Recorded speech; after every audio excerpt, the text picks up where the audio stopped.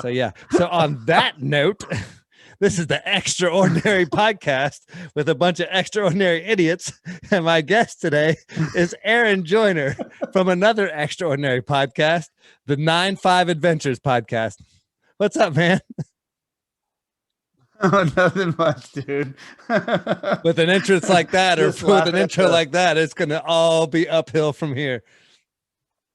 Dude, it's all over, man. I don't know why everybody should be locked in and loaded right now. Oh, I'm telling you, it's going to be good times. I'm really excited for us to chat, man. This has been, after our first conversation, we had so many stones left unturned. So I'm really stoked. I'm really just kind of calling this part 2 of our first conversation. So for those who haven't heard our first conversation or listened to your podcast, tell everybody where you're at and a little bit about your podcast. So it's 9-5 Adventures, the number 9 spelled out, 5 Adventures, all one word. And there's a blue mountain with the thing. You'll see the logo on it. But you can find it on all the platforms, on YouTube, iTunes, Spotify, Stitcher, the whole thing. Like, you can find it on any platform. It's posted to all of them. I think it's like 12 different audio platforms. Wherever you listen to music, like you yours, can find us. Yes. And then I posted the entire thing on Facebook as well to see, just experimenting about it and seeing if it works. So you follow me on my social media stuff to see, I might do something strange about it. But yeah, 9-5 Adventures, that's where you can do it. And it's really, man, if I had to classify it, it's weird when people ask me, it's more of like a lifestyle podcast because I'm into so many different things. Like, so many different things interest me that I have a wide variety of people on, and I want to talk to them and pick their brains. And then it all ends up with just habits to make, your life, like whatever you're thinking about doing, you can maybe do it. Like, if it gives you that sort of hope, or even when it comes to hobbies or working out or just anything improving your life, you can get little tidbits from the conversation, then it worked.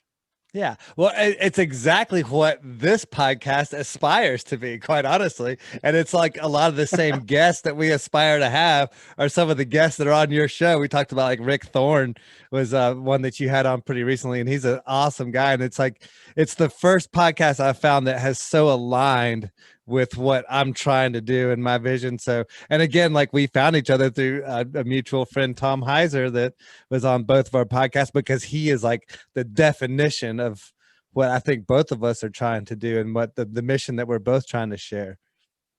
Dude, to say just, I mean, I don't know if we could say mutual friend. Like, I know him from the podcast, and talking to him that way, you're like actually his friend. So that, it would be awesome to be his friend. Like, that's cool, man. And that's weird to say. If you're listening and you're Tom Heiser, you're like, I don't know, that's kind of strange sounding, but yeah, growing up in the 90s and the skating and all that, it's a big deal just to get to talk to him. So that was really cool.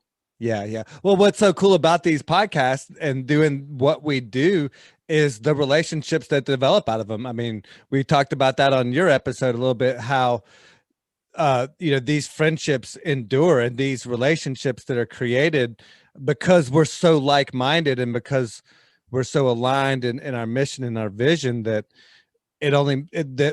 all these other opportunities kind of spring from this. And I think that's what's been one of the most exciting things for me on this journey is, it's really cool that I was lucky enough to have some interesting people to talk to out of the gate that I already knew.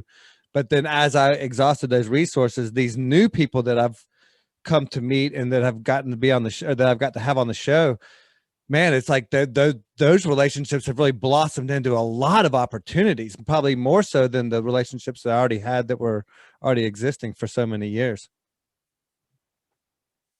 Yeah, man, they're so true. It's like the guy I got to talk to last night, Gino Gotelli, right? The podcast is up with him. He's an action sports photographer in San Diego.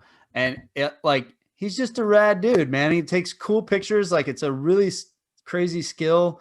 And like I said, I'm into a lot of different things. So just picking his brain about what he does to make his craft like really great and to take these crazy, awesome action photos. And like, I get to meet him and talk to him. He's a cool dude. And then reconnect with people like Jason Reyna. I got to reconnect with him and talk to him. I grew up with him down there in the Valley. And then just people like Tom Heiser and Paul Watkins, and the list goes on, man. There's so many people. Rick Thorne, like, dude, it's awesome. It's crazy. It's cool how you get to talk to people and pick their brain, and then everything kind of seems like you get to really realize they're just human beings that have a different mindset towards a passion and they go after it. They're no different than anybody else. And I think that's what's super cool. You make these connections and then it inspires you as a host to like want to be better at doing everything else that you do. Yeah, it kind of inspires you along the way, right? So how do you go about finding the guests that you've had on? How do you, because I mean, some of them have come through skating the traditional means or whatever, but one of the things that is really cool about your show are the variety of guests and how, again, like you say, you cover such a broad spectrum of really, really interesting people. So my main thing was, like a little background on it. When I was younger, I never talked at all. Like I didn't talk. I was not talkative. I didn't like it. I didn't really care much. I was super friendly, but I had to be doing an activity with you to really like bond with you. I didn't really like talking wasn't my thing at all to people, picking their brains, finding stuff out. I just wanted to go play sports. If it had a ball or whatever, I wanted to do it. And, or a bike back then. And then, fast forward a little bit, I go through stuff like everybody thought I was a jerk. Like everybody that was new that came into the skate crew thought I was a jerk. And then they get to like, dude, he's the nicest guy. Like, well, I mean, I don't know why you thought I was a jerk. I didn't think I was a jerk. Like, you just don't talk. So, we owned a business and we sold it in 2000, kind of. Our attorney messed up and we ended up this big family business that my grandpa built in 56. It was like it went away.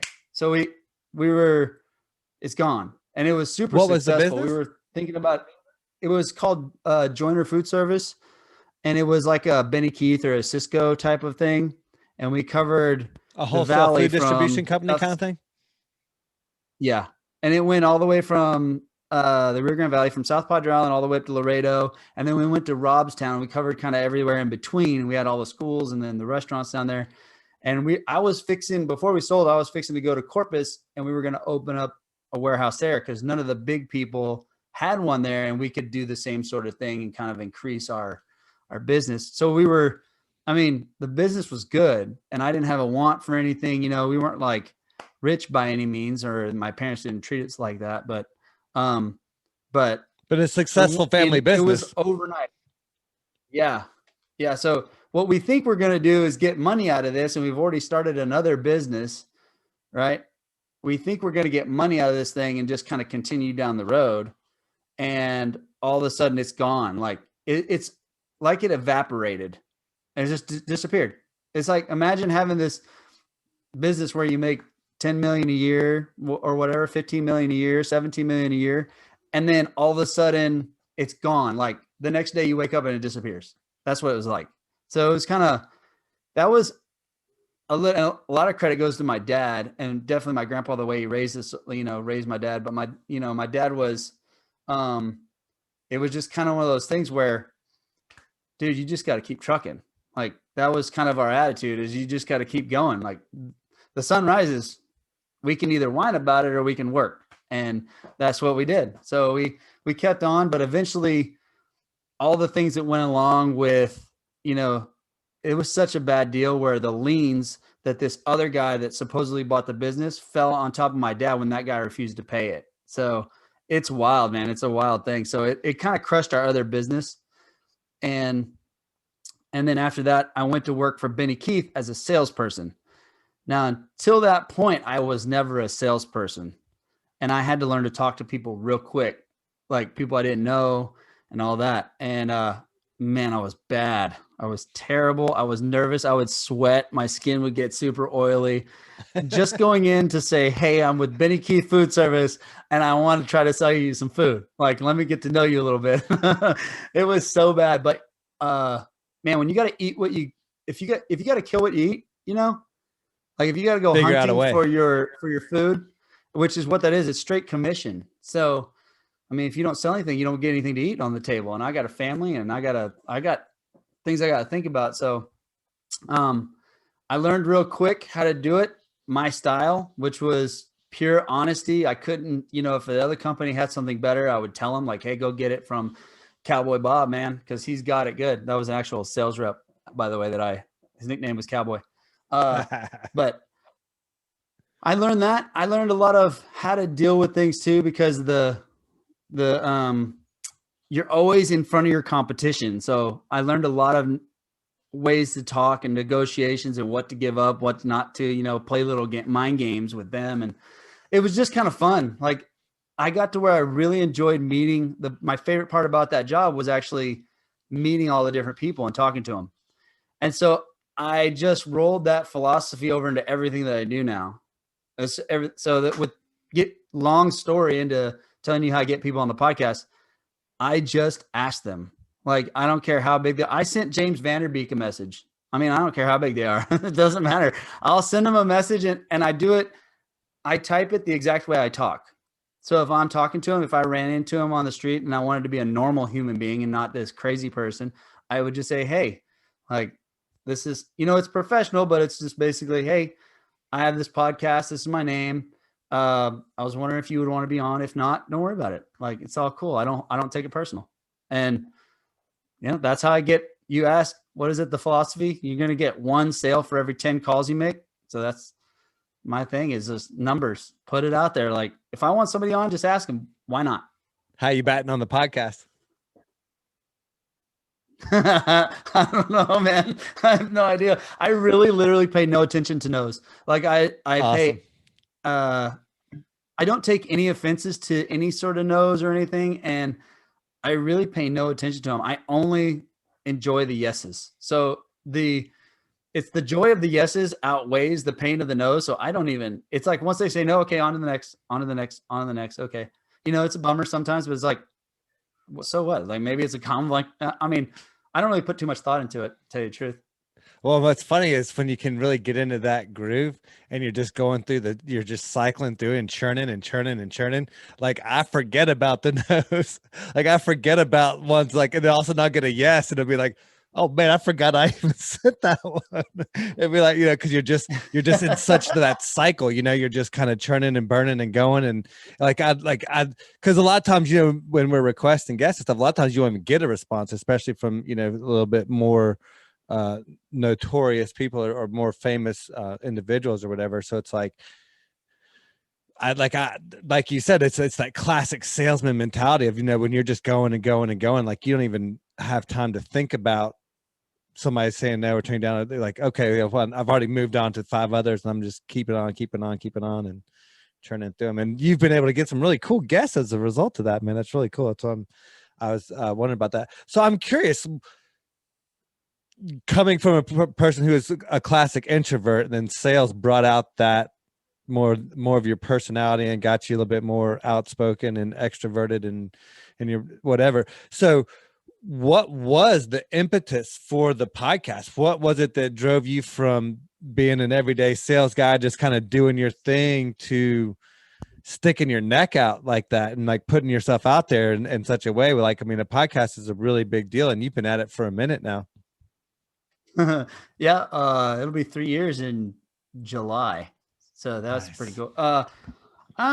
So I'm doing my work now. I moved to College Station.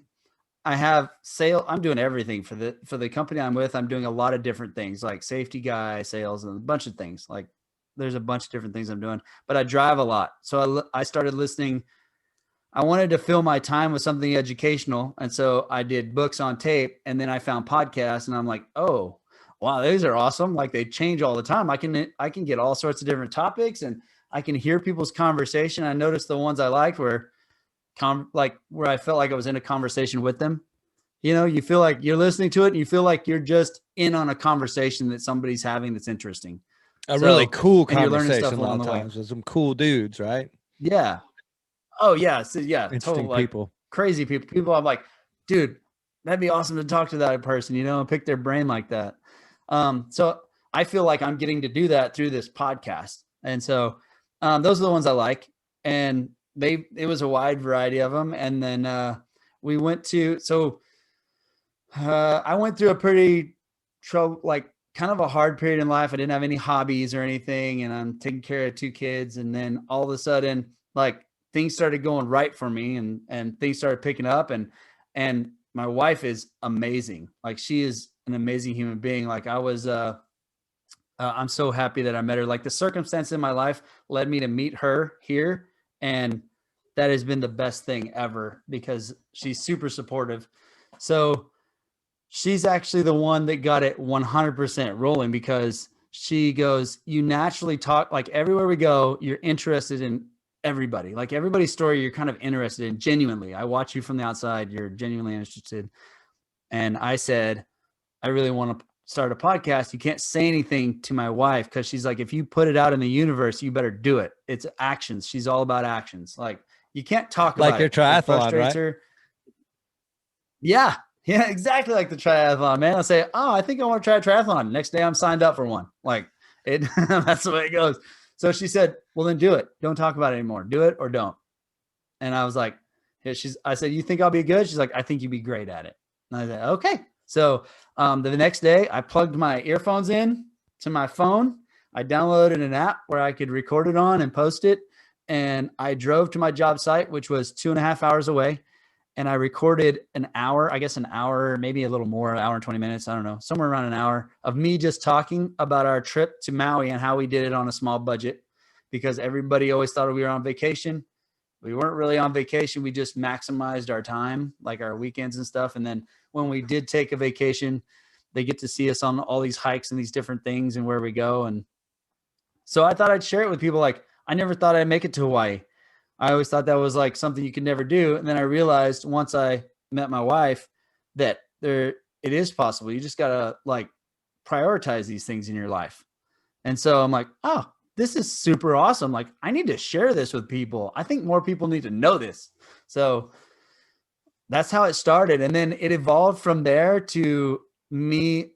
After I got done with that drive, I was like, I hit send, and it was scary because now your thoughts and your voices and your opinion are out to judge to the universe. Whoever wants to download it can. Whoever wants to, forever. You can scroll back now and listen to that episode. But I had the most fun. My drive didn't feel like 2 hours, 2.5 hours. It felt like it was 10 minutes. And I was like, I really like that. I think I'm going to keep going and keep doing this. And so one thing led to another, and it just evolved into like, I can do anything I want with this thing. Like, it's mine. I can have whoever else I want. So that was my goal. I didn't want to pigeonhole it into anything. I wanted it to be wide open so that I can have whoever else I want on and talk to them. So where'd you get the name? So the name comes from when I was driving. I was actually trying to think of the name, and I went, everybody thinks we're on vacation. We traveled a lot. Like, we visit a lot of places. And I mean, I'm talking like we would fly out on a Friday evening and fly back on a Sunday evening, but we'd maximize that time. And so it's 9-5 adventures for, you can work a 9 to 5, or in my case, like a 10 to 12 hour job a day. That just doesn't sound as sexy. And then, but you can still live a dream life. Like, you can still live this life of like traveling and adventures and the things you want to do, the things you don't think that are attainable. You can still have that. You don't have to have your dream job to do these things that are super fun. And I think life is too short for us to waste all these moments just going and punching a clock and going home. If you want to go see Utah, go see Utah. If you want to go see South America, go see South America. Like, you just got to prioritize it. And we waste the time. We never see it, and we don't have fun. And so that's basically it. Like, that's how 9-5 Adventures came across. I wanted to be like, you can have a 9 to 5, but you can still live what your dream life would be. So what's the next adventure for you guys? Well, we had Costa Rica, man, but I just got a message. We're going in very shortly. We're going to Costa Rica, which I was stoked. It's the first time I would have been there, but I don't know what the travel stuff is going to go on, man. Apparently there's some new travel guidelines that came out. I got to see if it's going to work with us now. I don't know. We may have to the new administration rolling out new guidelines, and who knows? Yeah. So somebody sent me something that they updated it. So I got to see what they're doing before I know, but Yeah, Costa especially going Rica's out the of plan. country makes it extra tough for sure. Yes. I mean, in country is, well, at least it was up until now. I mean, I've traveled several times. It wasn't any big deal. So tell me about how you met your wife.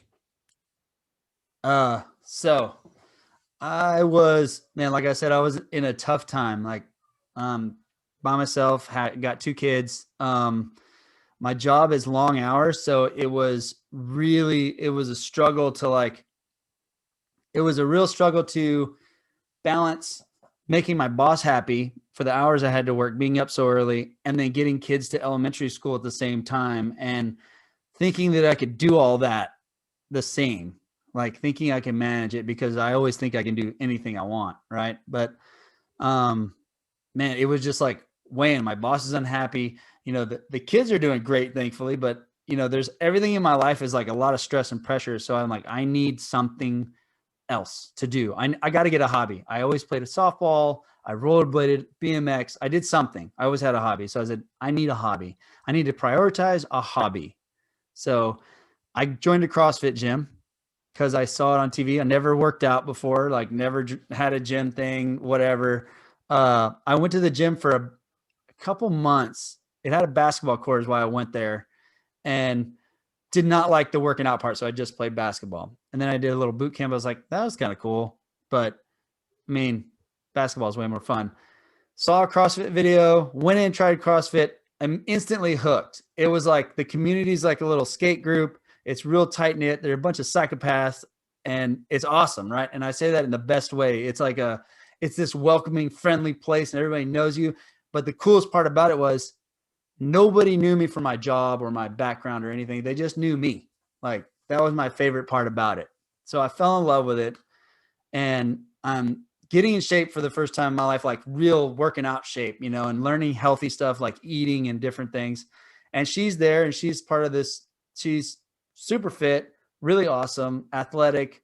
And she is like their social, like she did social media stuff, but she worked for a company taking pictures professionally. And so I knew her, and we made friends, and she took the kids to baseball games while I was doing she would go do some event at a baseball game, and she was like, hey, do Kendra and Logan want to come along? And I'm like, sure, go ahead, take them, And she had a daughter, or has a daughter, and they went to the baseball games while I did my competition training, and it was fun. Like, she was super awesome, and I always had a crush on her, but she was with somebody else anyway. And I always thought and this is another thing. The scariest thing, people ask me, like the kids ask me, what's the scariest thing? Nothing scares me. Not a single thing scares me, except for asking a girl out on a date. It's terrifying to me for some reason. I don't know why, but anyway, it goes on, and I just wasn't ready yet. So it goes on. And I mean, she goes to another gym, but we still run into each other because we know all the same people. And my best friends that I made that really helped me out through this hard thing, like they're just great people, man. If anybody says anything bad about them, I don't want to be their friend, Yeah. But these people are awesome. Nice. They're best friends with them. So we're kind of all connected, right? Well, anyway, she had some stuff going on with her, and I reached out to her and said, hey, do you want to just come over and work out at this place where I'm working out, this guy's house, which is our friend, until like things settle down? And she's like, yeah. So she came over, and we just like hit it off as friends, like closer friends immediately. And then that Christmas was shortly after that. And it was the first time that we didn't have our kids on Christmas. And so we're like, everybody's got family. I don't have family in College Station. Christmas is not like a crazy big deal to our family. And she's, her daughter's with, her dad. And so we're going, well, what are we going to do? We go, oh, we'll go hiking. You want to go hiking? It's like, yeah, I'll go hiking. We went to Austin, went hiking, and the rest is history, man. We hung out every single day as friends. And then I asked her out, and she said no. And then I asked her out, and she said, I really like what we got going on. I asked her out again, and I said, look, I just don't want somebody else to come in and miss my chance. Like, that's it. I don't want to miss I don't want it to be because I didn't ask. And she's like, no, I like what we have going on. And then probably like, I don't know, maybe a month later, she goes, okay, I want to go on a date, and I've got it all ready to go. Like, okay, cool. Like, this is it. And then that's it. We got married And man, it's been the best thing ever. That's awesome. That's really cool. I wonder what it was that made her do that all of a sudden, where she was planning it and taking that initiative and taking that next step or whatever. I wonder what was that moment. I'm not sure. I mean, it's kind of like me back before when, you know, she's taking the kids to the baseball game. Why didn't I ask her? I just wasn't ready. I wasn't ready yet. And I didn't want any sort of relationship like that. I wasn't there. So, I mean, that could have been some of it. I really truthfully don't know. Like I said, I don't pay attention to the nose. Obviously. I told her like I'm not a quitter. That's awesome. No, that's amazing. Cause you know, somebody like me, like I would be so downtrodden with that first rejection. I'd be like tucking my tail between my legs. Okay, I'm going, you know, going on to the next one. Man, I think we hung out the very next day after that. Like, the fact that you guys were already had the kind of a relationship, whether you wanted to call it that or not, like there was a bond and a friendship there that was unshaken by that, or undeterred by that that dating rejection or whatever, that initial rejection. So clearly there was something there. Just need to take time to come to, and yeah, you know, I think that's true with like any relationship or anything of value, really. Like we talk about like these hard things or like, you know, like things that come with time and with work and with effort, you know, like somebody who sleeps with you on the first date, you know, that's not going to be the person that you marry. It's that one that you kind of had to keep going after and you had to keep chasing and keep, you know, pursuing. And that's the one that ends up being the one that you want to be with. Yeah. And I mean, I don't know. It was I guess this is looking back on it now, I can say that the coolest thing about it is that when she did say no, it didn't change like anything with our connection for me on my side. Usually that would happen to me where it'd be like, oh man. And then now I can't see that. I can't be around that person the same way. It was like that never even happened. Isn't that interesting? Like I wasn't ever embarrassed or anything. It was just kind of like, I can just be me and she's cool. Like we just meshed that way together, you know. It's well, and the fact that it was such a like you said, like even she was like involved with the kids initially more so than it was with you, and it was like this, you know, like that friendship. I mean, that's real stuff, man. That's what it's really all about, man. It's good stuff, man. Hang on to that one with both hands, right? yes, sir. I mean, and she's the reason. Like, I tell her this too. Like, I think it's super important to have somebody like that because she gives me the time to do things like this and to do my podcast and the things that I love to do. Like, I want to get back into rollerblading, or if I wanted to do it, she tries to make time for me. I don't even have to ask. And she's like, she promotes the things that I want to do. And it makes me want to hold on to that even more. So, I mean, it's like she supports me in all the ways that I need it most, like that make me feel like I'm on top of the world. Like I couldn't feel like more of a man than when I'm with her and being with her. So it makes me want to make her feel like the best. Makes you want to be a better man. To do. I mean, yeah. I mean, really and truly it does. Like she gets a lot of credit for where I'm at for sure. Well, that's the key in any relationship. It's that, you know, fulfilling the other and pushing the other and being that level or having that level of support. You know, I think that's such a key to a foundational aspect of a good relationship. It's like when you're willing to go to bat, or like when you're willing to be on that ship, whether it sails or sinks, you know, like you're on board, you know, you're in it for the long haul. And it's what I like. And the reason why I wanted to know about how y'all met and more about her is because the fact that not only does she, is she there as a support mechanism, but like she pushes you, like she pushed you into the podcast. She pushed you into triathlon. Like, dude, don't tell her you want to start skating. You're going to end up with a broken arm, dude, or broken collarbone, man. Like, you know, with a wife like that, I mean, there's no telling where it's going to end up. The funniest thing, now that you say that, is a funny, just little story about it. When we first started hanging out and really working out together at that guy's house, like I told you, I had got her a Christmas gift because obviously I liked her. So I bought her some actual CrossFit shoes. She didn't have any. She just worked out in she loved working out in Converse or whatever, which is cool. It's OG stuff, but I got her some nice CrossFit shoes as a gift. She got me a backpack and she had it engraved because her favorite thing to say to me was go faster.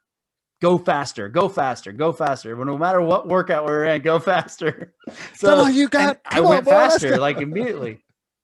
That is awesome. And when she made that, I was like, oh my gosh, I wore that backpack out, man. That thing had holes in it. Things were falling out of it. I was like, I don't want to get rid of it. That's amazing. Yeah, they cherish that sucker for sure. That's really cool, man. Yeah, that's very cool. So let's talk about skating, and I mean that's kind of our common interest. I mean, well, before I get into skating, so is CrossFit what you do now? Is that how you're staying so jacked and stuff?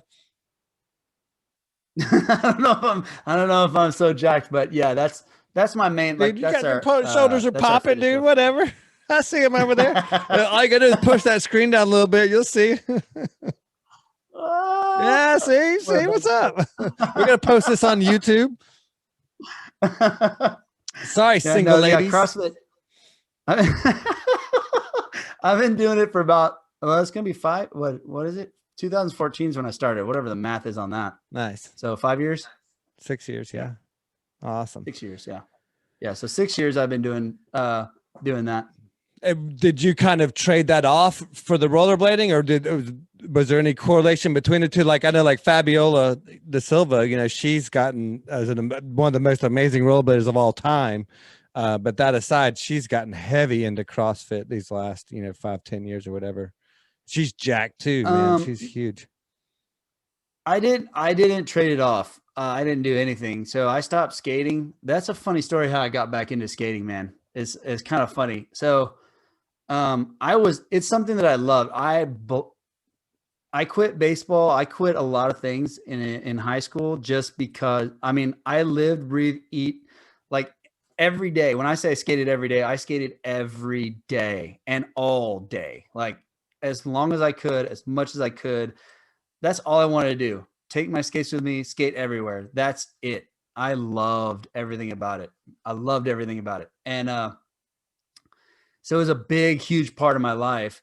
And then I had to get a job, and then friends start to go away, and it kind of works out where you're doing it less and less. And so I think I stopped somewhere around the end of 97, 98, somewhere around in there is when I kind of like, it really was like maybe once a month I would go roll around. You get into like having a family and like grown up life and all that kind of stuff. Well, not to mention the whole scene kind of, that's the time the scene kind of started falling off too a little bit, right? Yes. Yeah. There was still a pretty decent little underground scene in the valley. Like I said, Jason Reyna and Raymond and some other people, like some other guys down there, are really good, man. Patrick, they were really, really good. Like they were really amazing. Those guys that came up behind us were like, dude, they blew us out of the water. They were awesome. Those next level guys were unreal. And so I still liked going and watching them. Sometimes I would go to the indoor skate park they put in and just watch those dudes skate, because I'm like, man, I don't have any skates right now, but I just want to be around it. I don't know what drew me to it. I was like, I just need to go check it out. But I stopped completely. So I didn't do it from then. And then, oh man, I don't remember the year it was. What is it, like 5 years ago? 5 years ago, I guess. Yeah.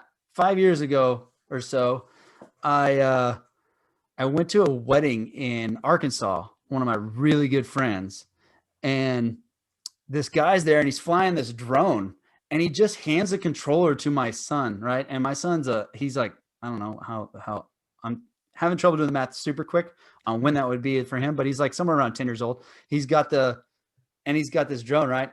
I guess he would be 7. So he's 7 years old. He's got this drone that's, you can tell, is crazy expensive.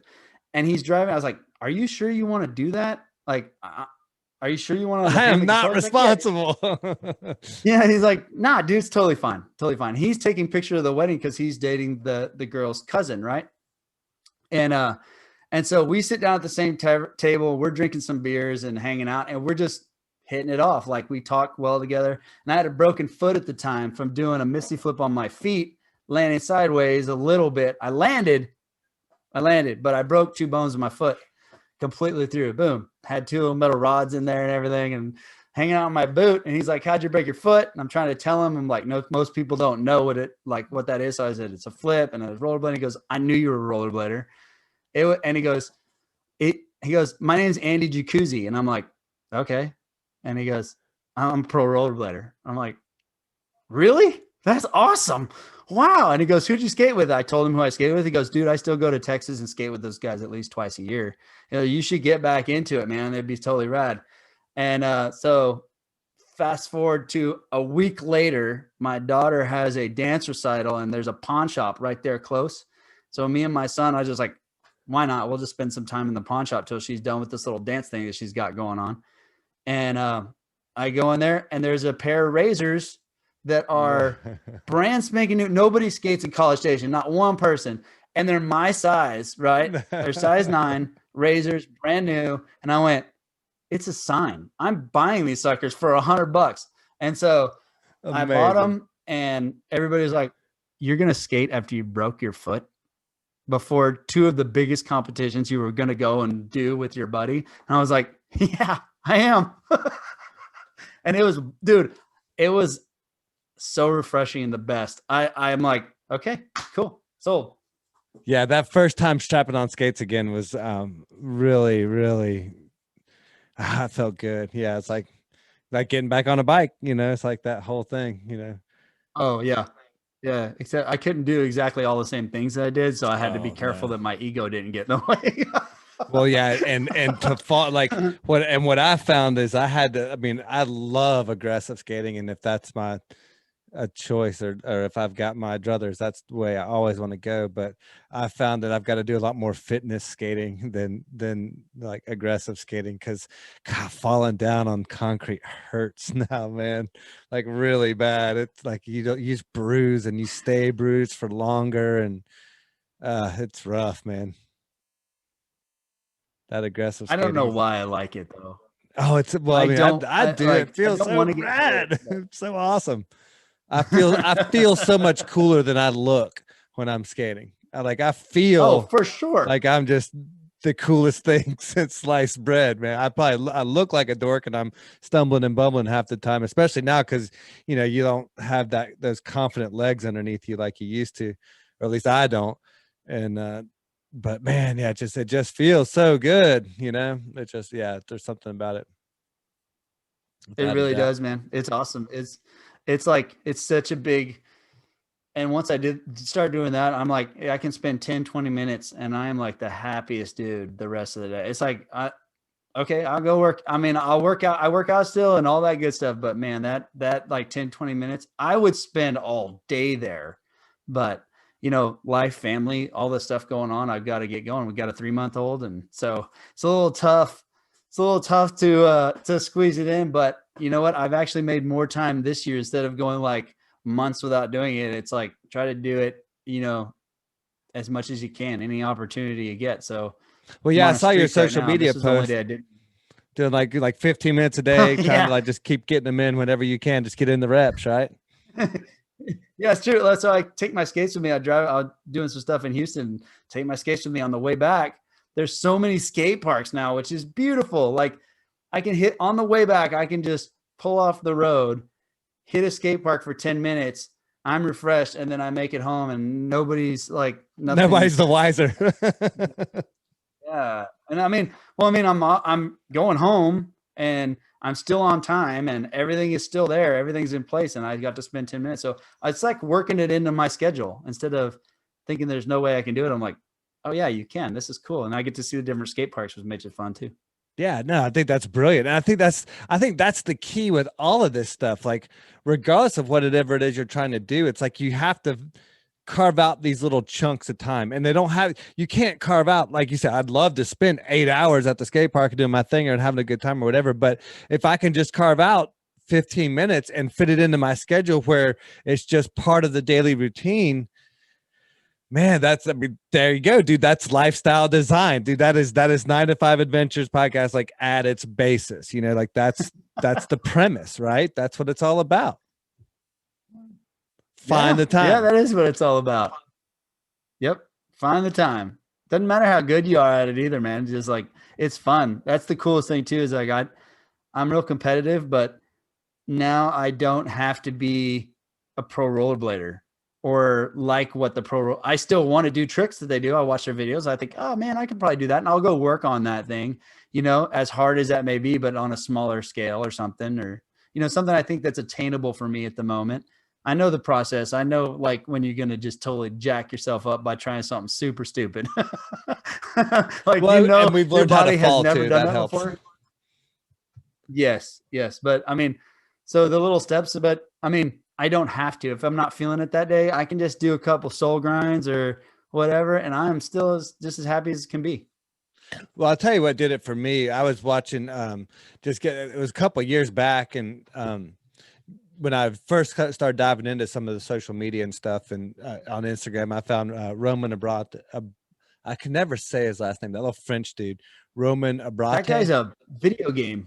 He's a Yeah, video dude. What game. I can, I mean, he's just and he did this little park run where he was. I mean, it's just this total ski style, and it was just set to this perfect little groove song, and it just there was something about that clip, and it just hit me like a ton of bricks. And I went online, and I didn't even try to find this kind of. I went on there and just bought brand new skates, just whatever, like 40-something-year-old dude. Just I'm diving in, and I sent him a note too. I was like, dude, this clip inspired me to start skating. I haven't stepped on pair of skates in probably 10 years since my last fall when I was with my kids, and I ate it and ended up with a plate in my arm, and you know, at the local skate park, and trying to do crap that I hadn't done in a really long time. And so that I was like, dude, I can't afford to be broken. I got to be able to use my hands and, you know, do my job and all that. But that clip, man, it just something, it clicked, and I was like, dude, it's on, dude. And so like, just like with you, it's like, okay, I'm just gonna do a little bit here and there. Now I haven't been as religious as you have. I need to spend more time doing it. I tell you what, last year I did that A to A, Athens to Atlanta, which is just like a Yeah. race kind of concept. And that kept me on skates. Like you had to put the time in, and that was a lot of fun. And you learned how to spend a lot of time on your skates. And I really, really enjoyed that. It's a shame they didn't do that this year. That's one thing I want to do is that big wheel stuff like that is, you know, and that cruising skating, going fast is fun, man. Sometimes I just get them out, and I skate anti, so I don't have a lot of the backup equipment here. So I'm rolling anti. That's just what it is. And so when you go skating around, I'd like to have the big wheels and all that stuff, you know, and just to fly around on them would be so much fun, and carve things and hockey stop and all that stuff, man. It would be super fun. And once you get used to it, I tell you, it's tough to go back to anti-rock. It's tough to go back to only having 4 on the floor, man. It's like you learn to get so comfortable. I mean, because you can roll over so much more stuff. You know, you're so much more fluid. It's like, did you go back to anti-rock? It's like, whoa, you know, you're like stumbling and bumbling all of a sudden again. But I actually got an old pair of Physics that I'm about to slap on. That's got it's got a big fat gap, but it's got all 4 hitting. So I'm about to try that out and see how it does. Oh, they got some awesome Physics stuff, man. The technology's crazy. Nope. In fact, this will tell you how, like, so when I got out, they didn't have the UFS frames. They didn't have that yet. I had K2 Fatty Pros, and I didn't have a frame I could switch out. No kidding. Wow. The last pair. Now you really dated yourself. So I had a pair, and some guy wanted them. I hadn't used them in a while. My fatties, they were like, "Hey man, I'll swap you these Oxygens for." They just came out. They were brand spanking new. Like they were the newest thing on the market. These Oxygens, and oh my gosh, man, so heavy. They were the heaviest pieces of like junk. I thought skate going from my fatty to that was like. No, it's super fast on Royale, super slow because of the metal little plate they had underneath there. And they were so heavy. I was like, why do people skate these? And that was it. Like I used them maybe a couple times, gave those away, and then I didn't have any more skates. So yeah, and that was it. Yeah. Well, for me, it was like I just got broken. And then once I was broken for an extended period of time, like I broke my ankle, and then when I came off of that, within a couple of weeks or months, I broke my knuckle, and I just stayed broken for so long, and it was finally just like, move on. I spent more time partying and having a good time. That was the college days, but I digress. No. I mean, I've never been much of part of your stuff, but yeah. Yeah, and unfortunately, I can't say the same. I'm older and wiser for it, but that's all right. Talk about having some good stories to tell. That's definitely been the case. But so, what's been the most rewarding part about doing this podcast? What do you enjoy the most about it? What keeps you going? Oh man, like we talked about earlier, the meeting the new people and picking their brains, and seeing how they map out life. Like everybody's perspective is what I've learned is everybody's interesting. No, like there's not one person that's not interesting. If it's just how you communicate it and share it, but hearing how people make it through their struggles, and you think like, oh man, I've had it bad. And then you talk to somebody and like, dude, that's wow. Like, that's crazy. And to hear how they map out their life and that it didn't knock it down, how they didn't let it knock them completely down. And they not only did that, but they came back more successful, or, found something different that they loved, or they're happier. Those are always such rewarding stories to hear back to you. You're like, man, now I'm inspired. I feel refreshed. And so talking to people like that, that's probably the most rewarding thing, and then, like you said, making the relationship with people, like Tom Heiser and Hunter Grimm was on the show. Super rad, dude. I got to talk to Dean Moriarty, which is a Red Bull crashed ice guy. And so yeah, listen to that one. You listen to it? Yeah. He's such a cool dude, man. He is such a cool dude. And Hunter was actually, that's how I got to ask Hunter on there, because he was actually with that crew on that podcast. They busted in and started talking. But it's the stuff that I enjoy. I love action sports. I love all action sports. I rode BMX, and when I was younger, before rollerblading and skateboarding, the whole thing. I just love all of it. I love the atmosphere, the people.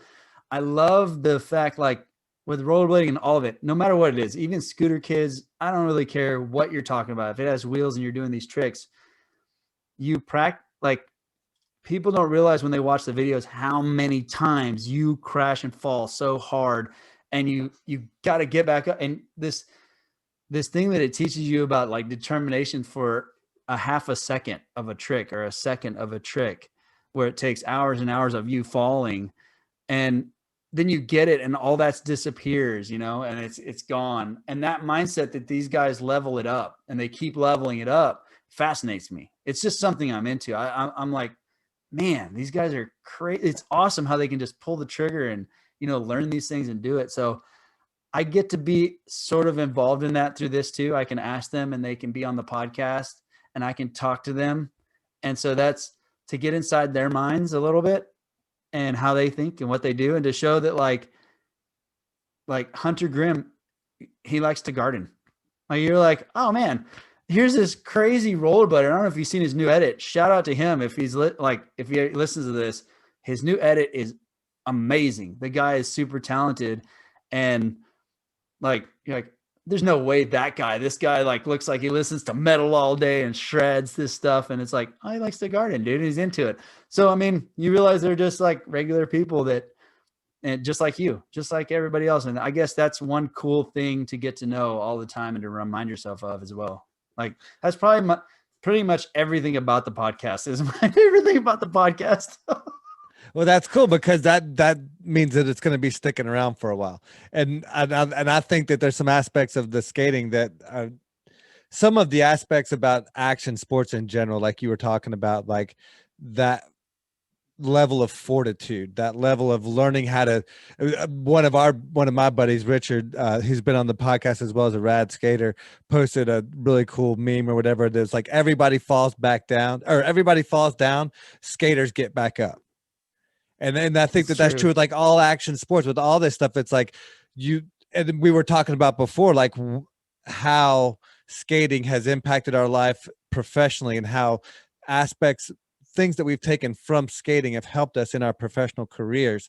And I think that's one aspect of action sports that helps us in our careers, is that aspect of learning how to fall down and get back up, and learning how to try something literally 10,000 times to get it right, to get it to where it looks good for that little 5-second video clip, for that little, for that little tiny clip that you see that looks incredibly insane and awesome, took months of work, took years of preparation, took all this effort and trial and failure to land it. Like, you don't land those tricks the first time, like, well, some of those really big ones you have to or you die, but most of them, you've fallen down 1,000 times for that one that you land. Another thing that it does, like, and I've said this before, but it really it's almost like opening the door of a Matrix type of thing. It's like you see the world differently when you have a passion like that, especially like in action sports. So like, we drive around the city and we don't see buildings and just concrete laying on the ground. We see like this playground that moves. It's constantly moving and evolving, and you're looking for spots, and you see things, and then you see things into the next thing because you want to create a line now. Like, what can I do after that? And this is just driving down the road. That's the way you look at, and it opens. Yeah, but it opens your mind up if you let it. If you apply that to this, it's everything in life. Like, you start to see possibilities where they wouldn't normally have been, and you start to think like, why do people say the word impossible in the first place? Like, it's not impossible. Is it impossible? I don't know. Have we tested it? Do we know? Like, what if we do it this way? And it gives you that confidence to like try to figure something out that looks so difficult, but figure out how to make it work. And that's kind of like, that's one of the main philosophies or fundamentals it inbred in me. That's brilliant. No, I love that, because that skater eye is something that, you have to cultivate every time. But then once it's there, you can't turn it off. Like, even to this day, like, I haven't hit a big street spot in a long time, a raw, uncut street spot, did that. But my eye, I'm pointing them out. I'm seeing them all the time. And I think that's a great philosophy for life, where that carries on to, it's like what I talk about. It's mindset. It's taking those blinders off in life and looking around at what's around you, looking at those opportunities that are around you. And when you can learn to identify them, you'll realize that they're there all the time and that they have been there. You just haven't been paying attention to them. That's brilliant. Yeah, and you also thought they were, yeah, and you thought they were impossible too. You have to like you said, the blinder thing. That's a whole other thing too with opportunities. We talked about that on my podcast, where focusing on all these opportunities and opening your mind up to what you want. They're all there around. Everything's all around you at all times. You have those blinders on, and you only see what you want to see and what you manifest, because you're blocking it out. It's not really a manifestation. It's been there the whole time. You just got to open it up and be like, okay, I'm going to keep my eye out for that. I'm going to keep my eye out for that. And then you notice it's there. You're like, I'll take that opportunity. I'll take that opportunity. I'm going to go for this. Oh, and then you build that momentum, and it's like a big gigantic snowball. It's like starts little and just keeps rolling, and then it's hard to trip that thing up. Were there any books or mentors that kind of inspired this kind of, like, 'cause I know you kind of went through like some trials and tribulations and some difficult times, and then now you kind of had this, well, a lot of us in this podcasting space have kind of like had this aha moment, if you will, or this kind of like, now we're on this path of enlightenment kind of thing. Were there any books or people that inspired that for you, or how did you go from struggling with that adversity to now this path of accelerated growth and open mind, this mindset shift and all that kind of stuff? Well, I have to preface that by saying I was depressed, but I'm not a depressed person. I'm a very I look at the optimistic side of almost everything. Like, it's like a true optimism where it's not like, oh, this is going to be hard. Yeah, I know it's going to be hard, but we can figure it out. Like, let's just try to figure it out. Let's try to figure this out. So that's naturally I'm drawn to that. Now, I was like deep, dark, and I got to a darker place where I was like, man, I don't know that this is ever going to change. Like, this is just life, and I'm going to have to accept that this is the way this is going to be and move on. But my main thing was just put good things into my mind. Don't try not to think these negative thoughts. Once I started thinking that way, I was like, that's not me. I got to put positive things in there. One book that we talked about, it's probably my favorite of all time, is Viktor Frankl's Man's Search for Meaning, because nobody's going through a rough time like that dude's going through, you know. That's crazy. And then I love I mean, the books I love are it's kind of weird. I love interesting things like Freakonomics and Malcolm Gladwell's books, and but I've there's several stories and stuff that I've read. I'm like, man, this is really good. David Goggins' book was awesome. Like, that's a newer one.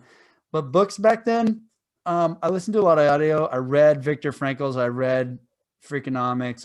And I started reading things and just piqued my interest. And really, it came down to the most to get me out of that was basically surround myself with people who are like gonna lift me up. I think you have a path. I've told people this that have been going through a hard time. You have, when you're going through that time. So I had a guy come back into my life at that same time that was going down a dark path. Like, we were best friends, you know, we were really good friends. And then he went this way. And I was like, I don't want to do that. I'm going this way, you know? And it was just a mutual separation. I mean, just, you know, all sorts of bad things over there. And we kind of reconnected for a second. And I'm like, I got a choice. I can either go down this path, or I got to take a different path, because that's who I am. I'm not going to leave that. So I think everybody has a choice when those dark times to feed into that dark side and go that way and let that take control. Or you can surround yourself. And I'm talking, when I say that, I talk about the people that you put yourself around and the things you allow into your mind. So if you allow those things in your mind, you're going to be drawn to it, and it's going to suck you away. It's going to pull you further and further away from that road. And this road over here, it's going to pull you to a better place eventually. You know, these people are going to help you when you need it and lift you up, and also be honest with you and tell you you're being stupid, you know. And that's the people I wanted to be around. And so once I started figuring that out, and it takes some time, but you're like, okay. And it's not like you wake up one day and go, you're out of my life, see ya, and you take a click, right? It was more of like a gradual. I started just hanging out with people on this side, and I had less time for people on this side. And so when you can't meet up with them and you're going this way, then, you know, eventually you're like, oh, it just, that led me to one thing, led me to another, led me to sort of getting my bearings back and thinking like myself again and trying CrossFit. And then once I tried CrossFit, inside that realm, there is a lot of people that think that way, because there's a lot of it. It's just like jujitsu or the skating that we just talked about. It's a huge struggle. And I love things that give me a crazy struggle. So I like trying something new, is because it gives you a struggle, and then you have to make it through that. And then you bond with everybody else that's struggling that gets to the end of it, right? Whether it's you're rolling on the mats and you're getting choked out, or you're choking people out, or you're in a hard workout and you all feel like you're dying, your lungs are on fire and your body can't have any more ounce of like energy, and you find a way to make it through, and you're all like high-fiving each other. So you find people with that like mindset, and then the rest is history. It's like the gas pedal just got mashed, and I'm off to the run. And then I'm like, more of this. Let's, like, how can we level this up? Like, this is where I want to go. This is the people I want to be around. Who can I meet? And then the podcast is an extension of that. It's all the people that I want to talk to and want to meet, and share stories like that with other people, so that somebody that's in my situation might hear that and go, oh man, that's right. I can find these people in life. I can do these sort of things. Well, I think that's what's so appealing about your personality, is like, once you grab a hold of something like that, it's like you get so enthusiastic about it and sharing that. Like, both of us, we get enthusiastic about sharing these things that are working. These things are like, yeah, let's go. And then like, there's kind of that enthusiasm exudes off of us, and it definitely exudes off of you. And then I think your guests definitely pick up on that as well, for sure. So obsessive. Some people might say obsessive. Yeah, which can be good and bad too. But when it's in the vein of the good things like this, and like CrossFit and positive reinforcement and, you know, motivation and that sort of thing, then I think it attracts people, and it makes us attractive to others, you know, for sure. So if everything goes according to plan, if this podcast continues on the path that it's on and all your wildest dreams come true, what does this look like in 10 years? What do you hope to Oh accomplish when man. it's all said and done? I've always said when I started, like I started it I'm not making any money. So I'm doing it for free. If I love it, I'm going to keep doing it. If I don't, then I'm going to stop. Like that's the way it is. And it turned out to be something that it's my favorite thing to do, man. I love it. Like the same passion I had for skating back then, I still have that passion for skating, but the same obsessiveness about wanting to do it is there. And the money's not ever a thought. But the ultimate goal in 10 years, if you want to know honestly what it is make enough money off the podcast to survive, like to pay my bills and to have the same life that I have right now, like the same life that I have right now. And then I could keep that level right there the whole time. And I could level up and guest in the world and travel all over the place. As long as I have that, that's my goal in 10 years. And anything else on top of that is gravy. It doesn't mean I'm going to stop there. It just means that's the goal. And then as long as I'm at that place, I'm a happy dude. Everything above that's bonus. Oh yeah. Everything above that is a bonus, man, because I found out that when you really love to do something, you don't need the money. You know what I mean? Sure. You don't need the money for it. And so it would be a dream to make a living doing this or something associated with it, and then be able to support my family doing that. And then that's like, I'm living, it's hard work. I mean, it is hard work, but man, I'd be living the dream. Yeah, but it's incredible. It's rewarding already when it's not rewarding financially. There's so many other rewards that come from it, and to have it be rewarding financially as well would be just amazing. And I'm convinced that if we just keep on the path that we are, that's coming. I know that's coming for you for sure. Well, so on that note, let's talk about one of the ways that you can support the 9-5 Adventures podcast, and that's and the product that you guys sell as a part of the podcast. Let's talk about that. Yeah, so I had a choice. I was trying to think. The podcast is gaining steam, and like the downloads are starting to go quite a bit up, and people are listening to it and talking to me about it. I'm like, well, now I need merchandise, right? I need a shirt and something to help support this habit that I've got going. If I need new equipment or something or whatever, and I'm like, everybody does shirts. I love coffee. When I say I love coffee, I ordered coffee from all over the place, all these fancy things. I had all these different grinders. I made it every different way. Before work, I would wake up at like 3:00 in the morning and I'm making these coffee, like the different beans. And I'm trying to learn, just like wine connoisseurs, about coffee, right? And so I'm like, yeah, I had somebody on the podcast that started a coffee brand. I wonder how much money it is to get into that. And I called him up, talked to him, and I was like, that's doable.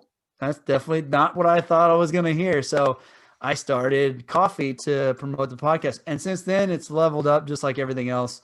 It's I have 2 blends. They're specialty roast beans, and they're small batch. And the stuff that the beans that I get, they all come from places where these farmers are trying to do it full time now, instead of all of them have to have like part-time jobs down there and go do other things that sell to like the Starbucks and the Folgers and all that stuff. And I'm not hating on those people. They make what I'm doing possible. So I'm definitely not going to hate on them. But this stuff is something that I believe in, is like giving these people a better life. So it's specialty coffee. It's all no mold. It's good. It's roasted in small batches, and it's stuff that I like. So it's what I like. I was like, for a long time, when I was doing that, even I was like, I wonder if everybody else is going to like it. I go, dude, get what you like. It's your coffee. Who cares? Like, get what you like. Pick the stuff out that you want. And so that's what it is. It's Weekend Getaway. It's obviously named after stuff that we do. Weekend Getaway and Summit View, because we like to hike, and we're going to go to the top and look over and then hike back down. So, sounds like one's a little bit more mellow, one's a little bit more peppy to get you up to the top. Would that be a fair assessment? Yeah, that's very true. That's very true. One is like a darker roast, if you want. That has darker notes in it. Both of them are medium roast technically, because that's like the perfect way. I could get really dorky on it, but the Weekend Getaway is a lighter it has lighter tones and lighter notes in it. So if you like a lighter coffee, that's the one to go with. It's berries and floral versus the other one's going to be chocolate and nutty on this side. So on the Summit View. So yeah, I have the coffee, and things are picking up with that too, which is kind of cool because I love doing that as well. So it's kind of a cool combination to have, and to see my logo on a bag and to ship it out to like places like Nebraska. It's pretty cool. Like it's pretty neat to have people ordering it from out of state and you get to ship it off and you're like, whoa, this is so rad. So yeah, that's what I got. I get the coffee to help support the podcast. Well, and what's really cool is if you think about it, like with your grandfather's business and everything, it's kind of everything coming full circle a bit with it being a food product and you're shipping, like here you are doing food distribution, technically, all coming all around again, definitely got that as your area of expertise. All right. I never thought of it that way. That's super funny. We'll start winding this thing down. So I'm curious, what's the message that you have? Or if you had a message for all the world to hear, obviously you've got a podcast and a platform to do so. What's the message of Aaron Joyner? And then on the same note, this may get coffee related, it may not. My little question that I like to steal from Tim Ferriss: what's Aaron Joyner's favorite item under $100 that you could not live without that you use on an everyday basis? So the message that you want the world to hear. If you had a billboard or something like that you could put anything on it, what would that be? And then what's your favorite item under $100? Oh, if you got to fit it on a billboard, that's a little tough. Well, you don't have to fit it on a billboard. Just what's your message, I guess, or what's your what are you trying to put out there to the world? The message I would say is just surround yourself with like-minded people. Like the people that you want to be, surround yourself with them. Everything else you'll get obsessive. You'll take care of everything else. But there's nothing more true than that. It's just being around and surround. And it's your choice. Like I would tell people, it's your choice to hang around the people that you hang around. That's the truth of it. So accountability and hang around those people that you want to be like. Jim Rohn has a famous quote that's I refer to it all the time. It's, you are the average of the 5 people that you spend the most time with. So if you're spending the most time with those level-headed people, then you're going to up your level as well. Yeah, it's true. And then the money, that question is funny because we don't shop, or I don't shop at all. I don't have my wish list is literally a pair of them skates. Like I'm like, okay. Yeah, but they're not under $100 though, so you can't use those. No, I know. I was thinking about using. You really could say your first pair of razors that you got from the thrift store, but that was a while back, so maybe you have to come up with something better. I still have them. I still have them in the garage.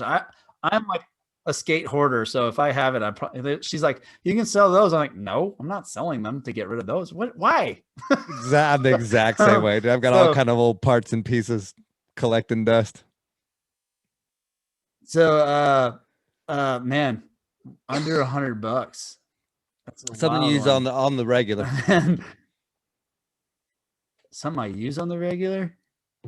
I have my favorite coffee cup. I've drank coffee out of the same coffee cup. It has my 9-5 Adventures logo. It's a metal one. I sold them for a special, and so that thing, it goes with me everywhere. Okay. It's been 2 years I've had that thing. Nice.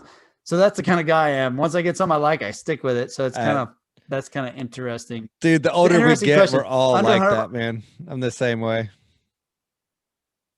I think I'm going to be right now at this particular moment, I'm going to say skate wheels. That's what I'm going to say. You got a brand you want to give a shout out to? Well, okay.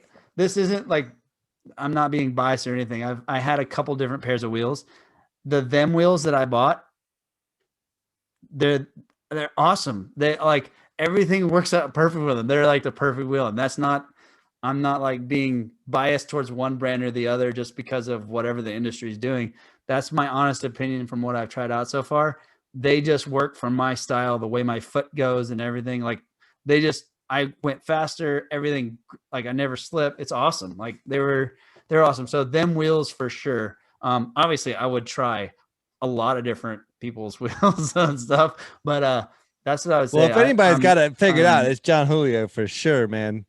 I mean, dude's figured. I mean, 100%. He's like the business genius of this industry for sure.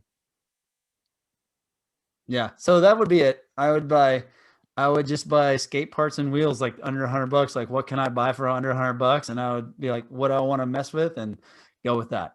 That's nice. What I do. Well, and shout out the Win Wheels as well. Those guys are putting out some good stuff. But yeah, shout out to John Julio and them skates, man. That's it's good to see a skater driven company leading an industry like that, and kind of taking the industry by the reins and keeping it alive, man, or just seeing it revive and seeing it all kind of come full circle again. It's really, really cool to see for sure. Love it. All right, man. Well, so tell everybody where they can find you, where they can, how they can get your coffee and support the podcast, all that kind of good stuff, social media, and that kind of stuff you want to put out there. And if you have a charity or any organization that you work with that you'd like to give a shout out to, now's your chance to do so.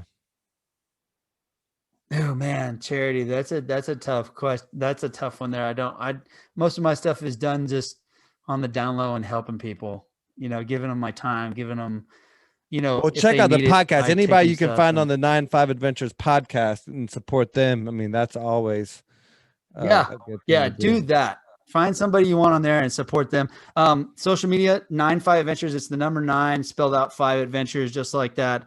Everywhere you go. That's all I have. I don't really get on Facebook much, but you can DM me or message me on any of those, Facebook, Instagram, or Twitter, and I will respond to you and probably talk your ear off. So I don't know if you want to open that window, but there it is there. You can get the coffee any of those ways. You can send me a message, or you can go to our website, 95adventures.com, and they're on there. You can place an order, put in your address, and I'll ship it right to you. So that's the best way to do it. That's my social media. And the number one thing, if you want to support the show, then don't buy the coffee. Don't do any of that. Like, rate, review the podcast, and share it. Share it on social media. Share it with people. It means the world to anybody hosting a show. Amen, brother. Oh, it's so true. And it doesn't cost you a dime, but 5 minutes of your time. It's free. If that. Yep. Totally free. Yep. Aaron, thank you so much for what you're doing. Thank you so much for the podcast, and thank you so much for taking the time to come on to our show, man. It's been a real treat, real pleasure, and I'm super excited about the future of both of our podcasts and the futures that we have together and the opportunities that are going to be coming around as a result. Me too, man. Thanks for having me on, dude. This is fun. It's fun being on the other side. Yeah, it's kind of weird, right? That's I'm still getting used to it, but I'm much more comfortable asking the questions than answering them. But you are an amazing guest, man. I'm so grateful for your time. Oh, thanks, man. That means a lot. Thank you, Nate.